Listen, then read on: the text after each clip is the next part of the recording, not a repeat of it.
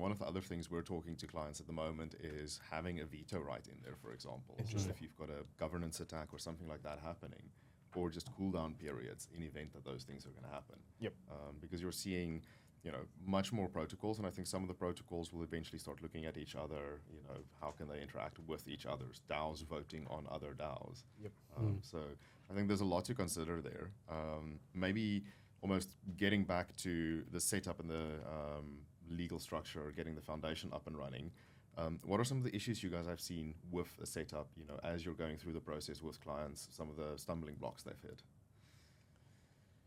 Yeah, I think one that instantaneously comes to mind is the issue of privacy, right? I think a lot of founders, it might be because of personal reasons, it might be because of the sensitiveness in terms of the jurisdictions where they come from, because certain jurisdictions, like China, South Korea, regulations are generally stricter than other jurisdictions. So a lot of founders are concerned with that in terms of privacy, and then that brings us to the next point, which is independent directors, nominee shareholders, nominee directors. These are questions and considerations that a lot of founders have.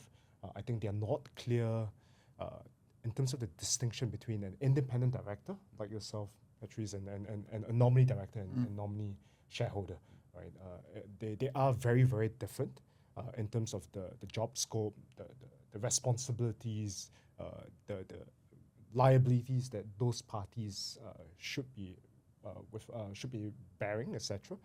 So I think it's important to educate founders, and founders should know about this.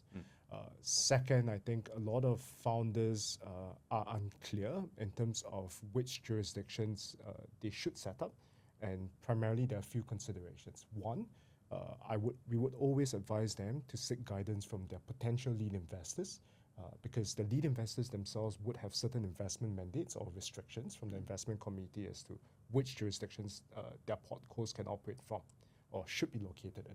Second, tax. I think tax is a paramount consideration. So not only your corporate income tax, but also your personal income tax. So something that founders should keep a lookout for.